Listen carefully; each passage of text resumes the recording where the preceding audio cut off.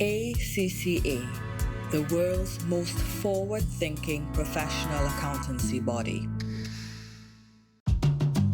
Welcome to this episode of Careerwise, in which we're going to cover a very evergreen and very important topic for many, many people, and that is, what do you do with your CV when you don't have any work experience?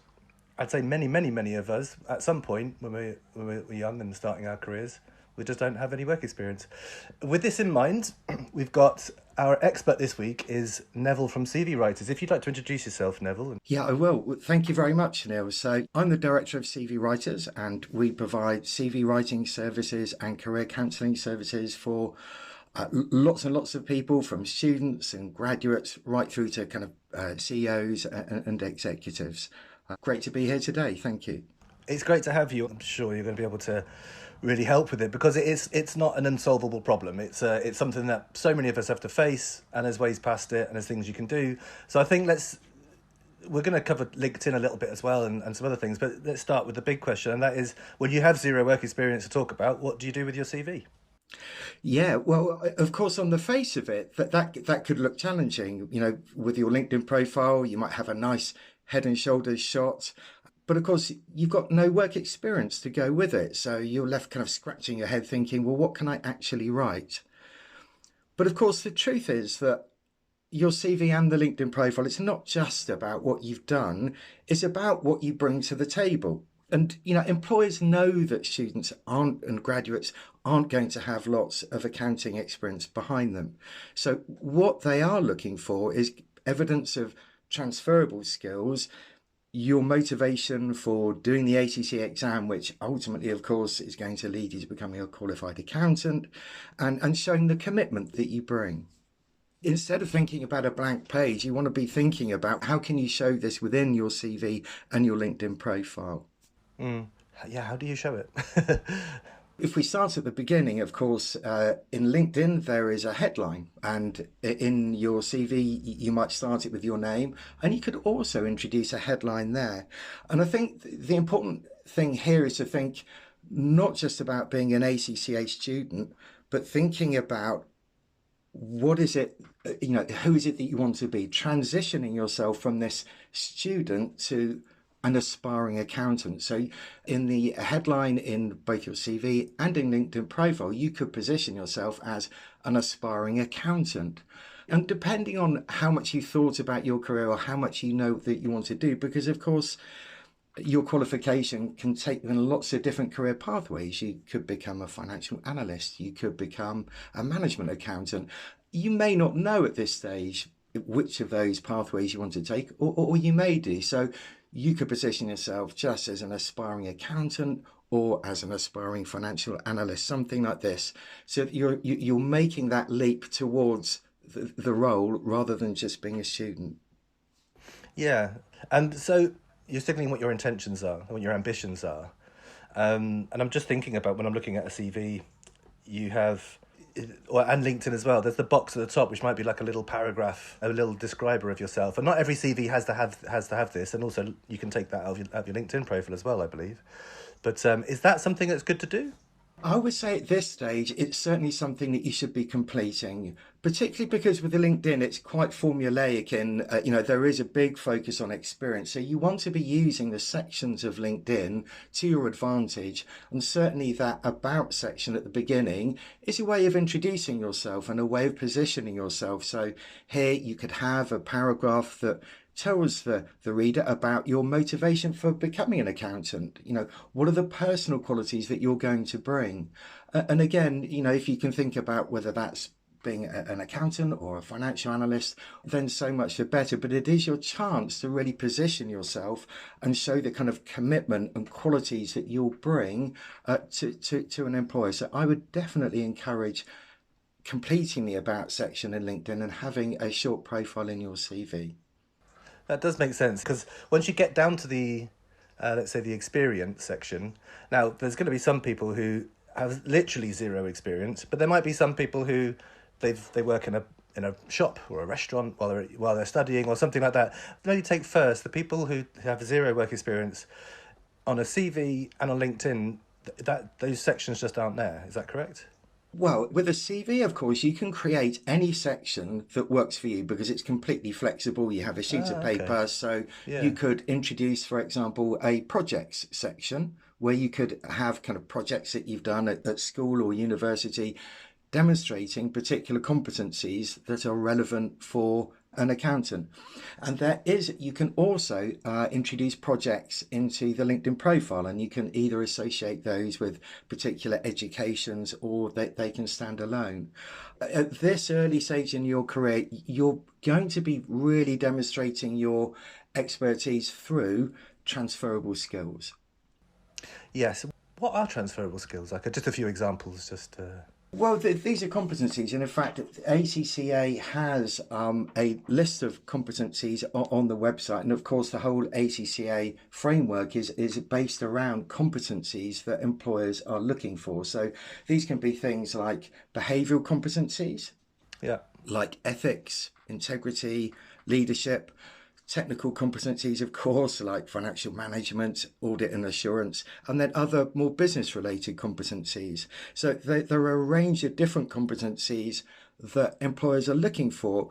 At this early stage, of course, the ACCA part of things is going to be building your technical competency, but through your other activities, those could be societies that you belong to. They could be Yes. sports activities that you undertake, particularly if you are, for example, a captain of a team, or any voluntary work that you may be doing, are going to be building these competencies that all employers are looking for. Yeah, I really like to go back to as well. You mentioned project, and I like the idea of like, don't think of yourself as having zero experience. You do have experience. It might not be employed experience. You might have experience, like you said, a project that you've been working on in class. It might be voluntary. It might be to do with sports. You can pull out stories from there, can't you? And little examples that can show the skills that you're highlighting, the transferable skills as you mentioned. Yeah, absolutely. You know, you're already building up lots of experience, but it's the how you frame it in LinkedIn and in your CV. So, in fact, a good way of describing those projects is to use the STAR method. Ah, yes. And the STAR method is a well-known method that lots of employers will understand, and it stands for situation, task, action, and result. And this is a really good method in which to describe your projects because it shows problem solving, initiative, and results. So, an example could be safe to demonstrate data analysis and reporting. So, the situation could be that during my ACCA studies, I wanted to improve my Excel and data analytical skills. The task that I set myself could be taking on publicly available financial statements from a listed company and analysing their year-on-year performance. The action that I take could be to create a dashboard in Excel that showed revenue growth, profit margins, ratios, and a commentary as if preparing a kind of management report. The result of that would be to kind of deepen my understanding of financial analysis. It would strengthen my Excel skills, and you could produce an example report that you could then show to employers to demonstrate that competency. And that of course, would be something that's directly relevant to many careers within finance. And it doesn't just have to be, you know, it could be something more transferable. For example, if you are volunteering for a charity, you notice that charity were managing their donations manually, and that often led to mistakes and delays. Well, that could be the situation. The task would be that you offered to help that charity to improve their record keeping processes. The action that I would take would be to review the donation logs, move the system to a spreadsheet, and then train the team on using it. And the result of that would be that there's been a reduction in errors, and that the charity could produce quicker and more reliable reports for funders. At this stage, you want to think about all the different experiences that you have and frame them as projects or as competencies in your CV. The STAR, that's a very transferable skill in itself because that's something you'll push forward when you become more experienced. It still gets used, I believe. Yeah, absolutely. And also, you're trying to show behaviour, because that's a big part of what employers are looking for, is how you work in a team, for example, or how you manage your time. Those kind of softer skills. You're trying to bundle those in as well. That's right. That's how you begin to stand out from the crowd, by showing your attitude, because lots and lots of people are ACCA students, but it's showing how you're making your skills and your experience relevant for the workplace.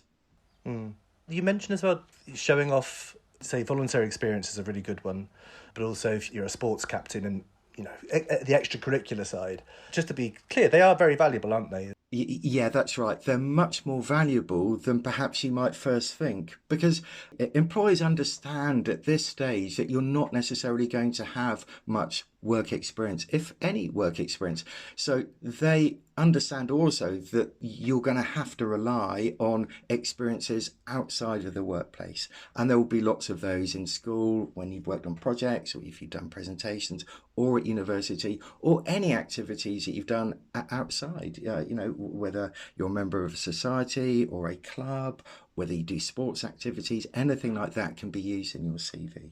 If a role is advertised and it says that you must have experience, then of course there is a risk of your application being rejected if you don't have experience. That's not to deter you from applying, because they may be so wowed by all the other experience that you have that they'd like to take it through. But I guess, you as the applicant must just understand that there's a higher risk of that application not being taken forward. But if it doesn't expressly say that you have to have experience in an advertisement, then absolutely you should apply.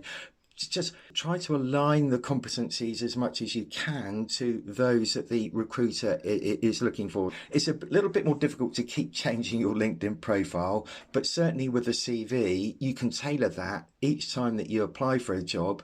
Make sure that you label the projects or the competencies in a way that is aligned to those that the recruiter is looking for. And they would usually have kind of clear subject headings on the competencies or behaviours that they are recruiting for. So that's sort of highlighting, if they've got keywords in their job description, making sure that you can match those with your experience. Exactly. So those could be kind of behavioural competencies. They could be things like, teamwork. They could be more technical, like data analysis and things like that. So they could be a combination of soft and technical skills. Yeah.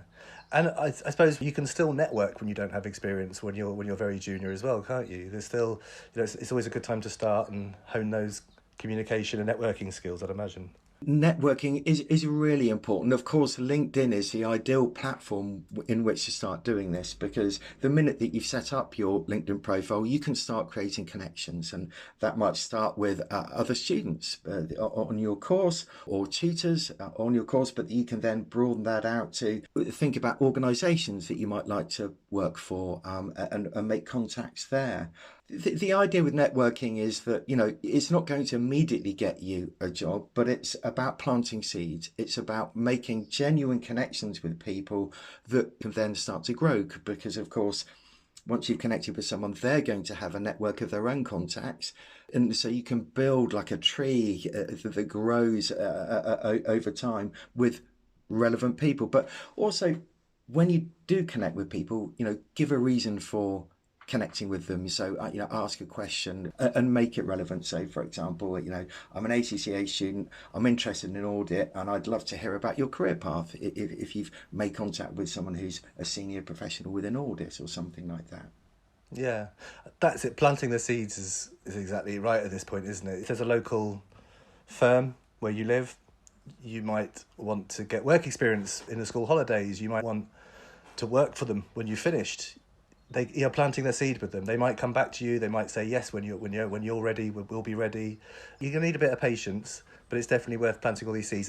Absolutely. But being proactive is, again, a competency that many, many employers are looking for. So if you're proactively going out there, making contacts, showing your interest, then, that is exactly the kind of attitude and behaviour that employers are looking for. And another thing that could be really useful on LinkedIn is to get recommendations. Yes. Most people would be honoured to give a recommendation. So think about relevant people. So those could be tutors or anyone associated with you where you've done some kind of work activity, whether that's paid for or not paid for. Ask them for a recommendation, because that's a really authentic way of someone describing how they found working with you. And that's something that can sit there on your LinkedIn profile and is a really positive message for any future employers. Yeah, it's all around personal branding, isn't it? Polishing your image, not being truthful and authentic as well. Yeah. Yeah, that's right. Picture yourself as an employer, and someone has applied for a job, and I go to their LinkedIn profile. One applicant has just got their name, an ACCA student there with no information there. I then turn to another applicant, and they've got aspiring accountant. I've completed 9 out of my 13 papers.